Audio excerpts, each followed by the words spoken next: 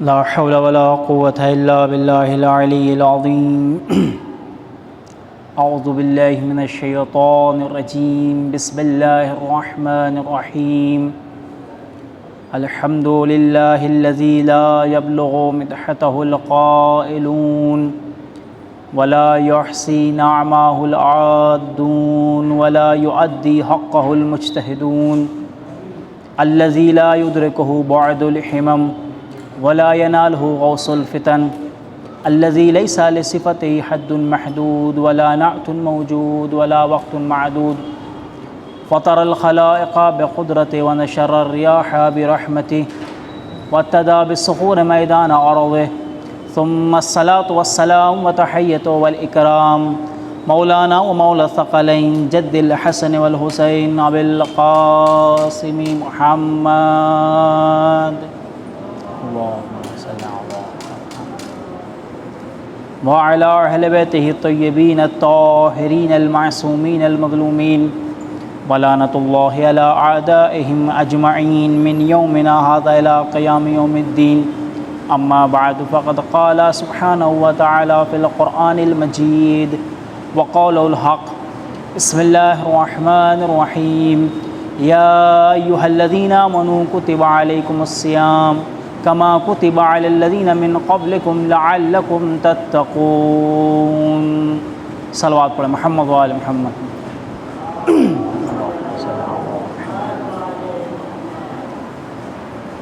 جس آیہ کریمہ کو مسلسل آپ حضرات کی خدمت میں پیش کیا جا رہا ہے وہ آیت جس میں پروردگار عالم نے روزے کے وجوب کو قرار دیا مسلسل آپ حضرات کی خدمت میں اس آیت کے ذیل میں مطالب پیش کیے جا رہے ہیں جس میں روزے کا فلسفہ پیش کیا گیا۔ روزے کا فلسفہ جو پروردگار عالم نے خود اس آیت کے آخر میں تذکرہ فرمایا وہ کیا ہے؟ وہ ہے تقوی الہی۔ یا ایھا الذین آمنوا کتب علیکم الصیام کما کتب علی الذین من قبلکم لعلکم تتقون۔ شاید تم متقی بن جاؤ، تاکہ تم متقی بن جاؤ، اس لیے پروردگار عالم نے تمہارے اوپر یہ روزے فرض کیے۔ تو فلسفہ کیا ہے روزے کا؟ وہ ہے تقوی الہی۔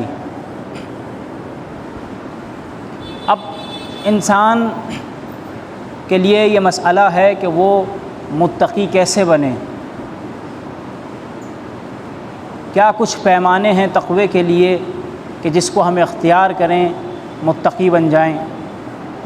آپ قرآن مجید کی آیتوں کا مطالعہ کریں گے، اس میں ایمان کے کچھ درجے بیان کیے ہیں بعض آیتوں میں، اور کہیں کہیں مؤمنین کی صفات کو بیان کیا گیا ہے کہ جس میں انسان کا ایمان جو ہے عمل کے ذریعے سے ظاہر ہوتا ہے، جس میں آج آپ حضرات کی خدمت میں ایک آیت پیش کرنی ہے کہ انما المؤمنون الذین آمنوا باللہ ورسولہ۔ صاحبان ایمان کون ہیں؟ کہ جو اللہ اور اس کے رسول پر ایمان لے کر آئیں۔ ثم لم يرتابوا وجاہدوا باموالہم۔ پھر اس کے بعد کیا؟ اللہ کے اوپر ایمان اور اس کے رسول کے اوپر ایمان، اور اس کے بعد جو ہے وہ ایمان لانے کے بعد ذرہ برابر بھی شک نہ کریں، اور اس کے بعد جو قسم بیان کی وجاہدوا باموالہم، اور اپنے اموال کے ذریعے سے جہاد کریں۔ یہ کیا ہے؟ یہ صاحبان ایمان کی صفت ہیں۔ وانفسہم فی سبیل اللہ، اپنے اموال کے ذریعے سے اور اپنی جانوں کے ذریعے سے اللہ کی راہ میں جہاد کریں۔ یہ کس کی نشانیاں ہیں؟ یہ نشانیاں ہیں صاحبان ایمان کی، صاحبان تقوی اور صاحبان ایمان کی پہچان کیا ہے؟ پہچان یہ ہے کہ وہ اللہ کی راہ میں جہاد کریں، مال کے ذریعے سے اور اپنے نفس کے ذریعے سے، اپنی جان کے ذریعے سے۔ تو سب سے پہلی چیز، اور پھر پروردگار عالم نے کیا کہ انما المؤمنون، صرف اور صرف مومن یہی ہیں، اس کے علاوہ کوئی مومن نہیں ہو سکتا۔ لفظ انما کا حصر کر دیا ہے پروردگار عالم نے، محدود کر دیا ہے دائرے کو، کیا کہا کہ انما المؤمنون، کہ صرف اور صرف مومن یہی افراد ہیں جو اللہ کے اوپر ایمان لے کر آئیں اور اس کے رسول پر ایمان لے کر آئیں، اور کیا کریں؟ جہاد کریں مال کے ذریعے سے اور اپنے نفس کے ذریعے سے جہاد کریں۔ یہ کیا ہیں؟ یہ مؤمنین ہیں۔ سب سے پہلی صفت کیا ہے کہ ایمان لے کر آ گئے تو پھر شک کا گزر نہیں ہونا چاہیے دل میں۔ ایک مرتبہ ایمان لے گئے اللہ اور رسول کے اوپر تو پھر شک نہیں ہونا چاہیے۔ اگر شک انسان کے دل میں گزر گیا تو اس کا مطلب وہ سب کچھ ہو سکتا ہے، مومن نہیں ہو سکتا۔ مسلمان ہوگا لیکن مومن ہونے کے لیے شرط یہ ہے کہ وہ شک نہ کرے۔ اب جو افراد شک کرنے والے ہیں، چاہے ان کے آپ کتنے بھی کلمے پڑھ لیں، وہ مومن نہیں ہو سکتے۔ جتنے بھی شاکی ہیں، شک کرنے والے ہیں، جتنا کلمہ ان کا پڑھ لیا جائے وہ مومن نہیں ہو سکتا۔ پھر دوسری صفت کیا بیان کی؟ دوسری صفت بیان کی صاحبان ایمان کی، وہ کیا ہے کہ وہ اپنے مال کے ذریعے سے، پہلے پروردگار عالم نے مال کو مقدم کیا کہ جو اپنے مال کے ذریعے سے جہاد کریں، پھر اس کے بعد اپنے نفس کے ذریعے، اپنی جان کے ذریعے سے جہاد کریں۔ آپ دیکھیں پھر پروردگار عالم ایک آیت اور ارشاد فرماتے ہیں یا ایھا الذین آمنو، اے صاحبان ایمان، ان تنصروا اللہ ینصرکم، کہ اگر تم اللہ کی مدد کرو گے تو اللہ تمہاری مدد کرے گا۔ یعنی اگر تم نے مال کے ذریعے سے اللہ کی مدد کی، اگر تم نے جان کے ذریعے سے اللہ کی مدد کی تو پروردگار عالم تمہاری مدد کرے گا۔ اب یہاں مسئلہ یہ ہے کہ اللہ کی مدد کیسے کی جائے؟ تو اللہ کی مدد، اللہ کو کسی کی مدد کی ضرورت نہیں ہے۔ اگر مدد کرنی ہے تو اللہ کے دین کی مدد کرو، کہ انسان جتنا اللہ کے دین کی مدد کرے گا گویا اس نے اللہ کی مدد کی۔ تو آپ کائنات میں اٹھا کر دیکھیں، پوری تاریخ اٹھا کر دیکھ لیں کہ اسلام میں سب سے پہلے جس نے اپنے مال کے ذریعے سے مدد کی وہ جناب خدیجہ کی ذات ہے۔ ایک صلوات پڑھیں بآواز بلند۔ یہ تذکرہ میں کیوں کر رہا ہوں؟ کیونکہ یہ آج کی شب جو ہے وہ شب شہادت، شب وفات ہے جناب خدیجہ سلام اللہ علیہا، اور ان کا تذکرہ ہمارے اوپر ضروری ہے، کیونکہ مسلمانوں نے کوتاہی سے کام لیا ہے۔ جو احسانات تھے ان کے احسانات کا حق ادا نہیں کیا، جناب خاص طور سے جناب خدیجہ اور جناب ابو طالب علیہ الصلوۃ والسلام۔ تو اس لیے ان کا ضروری ہے تذکرہ کرنا۔ اگر ہم تذکرہ نہیں کریں گے تو کون کرے گا؟ تو کون سی ذات ہے کہ جس نے سب سے پہلے جہاد کیا اسلام کے اندر؟ سب سے پہلی اسلام کی مجاہدہ ہیں جناب خدیجہ سلام اللہ علیہا۔ کیسے جہاد کیا؟ اب لوگ جہاد کے معنی سمجھتے ہیں کہ جہاد کا معنی یہ ہے کہ تلوار نکال لی جائے، اللہ اکبر کے نعرے بلند کر کے لوگ سمجھتے ہیں کہ ہم مجاہد ہیں، ہم جہاد کرنے والے ہیں۔ تو اگر پہلا جہاد ہے، پہلا جہاد کیا ہے جو اسلام نے بیان کیا کہ پہلے اپنے مال کے ذریعے سے جہاد کرو، پھر اس کے بعد جو ہے وہ اپنی جانوں کے ذریعے سے جہاد کرو۔ مال کے ذریعے سب سے پہلے جناب خدیجہ نے جہاد کیا ہے اسلام میں، سب سے پہلی مجاہدہ ہیں۔ آپ غور کریں کہ مال کے لالچ میں جنگوں پر جانا الگ بات ہے، مال غنیمت کے لالچ میں جنگوں پر جانا الگ بات ہے، اور اپنے مال کے ذریعے سے جہاد کرنا الگ بات ہے۔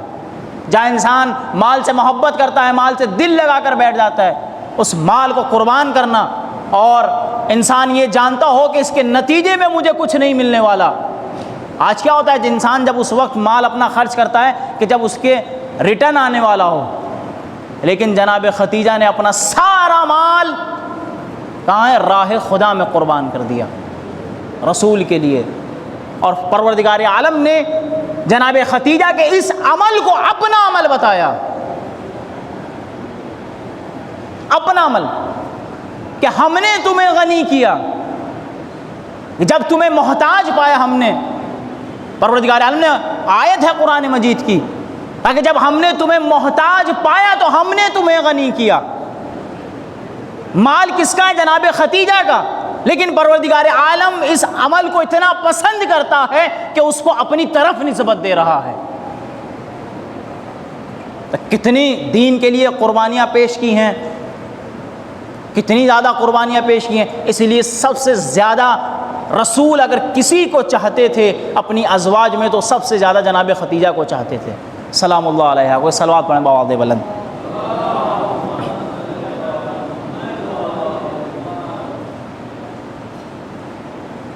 سب سے زیادہ محبت کرتے تھے. اگر کوئی کہتا تھا، اور اکثر یاد فرماتے تھے، روایتوں میں ملتا ہے کہ اگر سامنے گوشت آ گیا، کوئی اچھی غذا رسول کے سامنے آ گئی تو جناب ختیجہ کو یاد کر کے روتے تھے، گریہ فرماتے تھے کہ کاش ختیجہ ہوتی. فوراً جو ہے ان کے اہل خانہ کو، ان کی بہنوں کو یا ان کے اہل خانہ کو دعوت دیتے تھے، بلاتے تھے جناب ختیجہ کی یاد میں. تو لوگ کہتے ہیں کہ کب تک آپ ختیجہ کو یاد کرتے رہیے گا، کب تک آپ جو ہے وہ اس زوجہ کو یاد کریے گا جو ضعیف العمر ہیں. یہ تانے دیا کرتے تھے رسول کو. تو رسول نے وجوہات بیان کی ہیں کہ میں کیوں زیادہ ختیجہ سے محبت کرتا ہوں. اس میں ایک وجہ جو رسول نے بیان کی، کہ جس وقت تمام لوگوں نے مجھے تنہا چھوڑ دیا تھا، اس وقت میرا جو ساتھ دیا ہے وہ ختیجہ تھی. ختیجہ کے مال کے ذریعے سے پروردگار عالم نے مجھے غنی کیا ہے. جہاں سب چھوڑ رہے تھے اس وقت لوگوں نے ساتھ دیا ہے جناب ختیجہ کا. سب لوگوں نے چھوڑ دیا لیکن جناب ختیجہ نے کبھی رسول کو نہیں چھوڑا، اور اتنی زیادہ خود بھی محبت کیا کرتی تھی. عالم یہ تھا کہ جب رسول تبلیغ کے لیے نکلتے تھے، روایتیں بیان کرتی ہیں کہ خانہ کعبہ کے قریب اطراف میں رسول تبلیغ کر رہے تھے لوگوں کو دین اسلام کی. ابو جہل نے جیسے ہی دیکھا تو ایک پتھر اٹھا کر رسول کی پیشانی پر مارا اور رسول کی پیشانی سے لہو جاری ہو گیا. اب یہ خبر جیسے ہی مولائے کائنات اور جناب ختیجہ تک پہنچی ہے تو فوراً آپ تڑپ گئیں. پریشانی کے عالم میں، اضطراب کے عالم میں مولائے کائنات نکلے اور جناب ختیجہ نکلی، اور چاروں طرف یہ خبر جیسی پھیلی تو چاروں طرف ڈھونڈنا شروع کیا، کہیں رسول نہیں ملے. اور اضطراب کی کیفیت تھی، مضطرب تھیں آپ، پریشانی کے عالم میں رسول کو ڈھونڈ رہی. کہاں ہے یتیم عبداللہ، کہاں یتیم عبداللہ؟ چاروں طرف جیسی تلاش کیا، جب رسول نہیں ملے، کیونکہ رسول کے پیشانی سے جیسے لہو جاری ہوا تو رسول جو ہے بے ہوش ہو گئے، اور ادھر جناب ختیجہ پریشان. اسی بے ہوشی کے عالم میں جناب جبرائیل نازل ہوئے. فوراً جناب جبرائیل آئے، اور آنے کے بعد ارشاد فرمایا کہ اے محمد، اے رسول، کہ تمہاری وجہ سے ختیجہ جو ہے وہ مضطرب اور پریشان ہے، پریشانی کا عالم ہے. اور فوراً پروردگار عالم نے کہا کہ ان کے اس اضطراب کی بنا کے، اس پریشانی کے اوپر جاؤ، ان کی خبرگیری کرو. اور پروردگار عالم نے فرمایا اور ختیجہ کو ہمارا سلام کہنا. یہ کیا ہے؟ پروردگار عالم نے جو ہے وہ کیا سلام بھیجا، کس کو؟ جناب ختیجہ کو. تو یہ اتنی زیادہ جو ہے وہ رسول سے محبت کرتی تھی، اسی لیے رسول جناب ختیجہ سے محبت کرتے تھے. ایک وجہ اور جو رسول نے بیان کی، کیونکہ رسول کی سب سے پہلی زوجہ ہیں جناب ختیجہ، اس لیے رسول زیادہ محبت کیا کرتے تھے. عالم غربت میں رسول کا ساتھ دیا. اور ایک اور بڑی وجہ جس کی وجہ سے رسول محبت کرتے تھے جناب ختیجہ سے، وہ وجہ کیا ہے؟ وہ وجہ ہے کہ آپ کے ذریعے سے، یعنی جناب ختیجہ کے ذریعے سے رسول کی نسل چلی ہے. یہ جو نسل رسول چلی ہے باقی ہے آج پوری کائنات میں. وہ کس کی بنا کے اوپر ہے؟ وہ ہے جناب ختیجہ کے ذریعے سے۔ جناب ختیجہ کے ذریعے سے یہ پورا سلسلہ چلا ہے۔ اگر جناب ختیجہ نہ ہوتی تو رسول کی نسل جو ہے وہ آگے نہ چلتی۔ تو برکت کس کی بنا کے اوپر؟ یہ جناب ختیجہ کی بنا کے اوپر۔ تو آپ دیکھیں کہ یہ نصرت ہے کہ جس کی بنا پر پروردگار عالم نے یہ رتبہ عطا کیا۔ کیا عطا کیا؟ نصرت کی بنا کے اوپر پروردگار عالم نے ان تنصروا اللہ ینصرکم، اگر تم مدد کرو گے ہماری تو اللہ تمہاری مدد کرے گا۔ تو اس کا نتیجہ کیا ہوا؟ اس کا نتیجہ پروردگار عالم نے کیسی نصرت کی؟ ایک مدد کرنے والے جناب ابو طالب ہیں اور دوسرے جناب ختیجہ ہیں۔ تو کیسے نصرت کی؟ جناب ابو طالب کو صاحب ذوالفقار جیسا بیٹا علی عطا کیا، اور جناب فاطمہ کو جناب ختیجہ کے ذریعے سے، جناب ختیجہ کے ذریعے سے رسول کی نسل کو آگے بڑھایا، یعنی جناب فاطمہ کو عطا کیا۔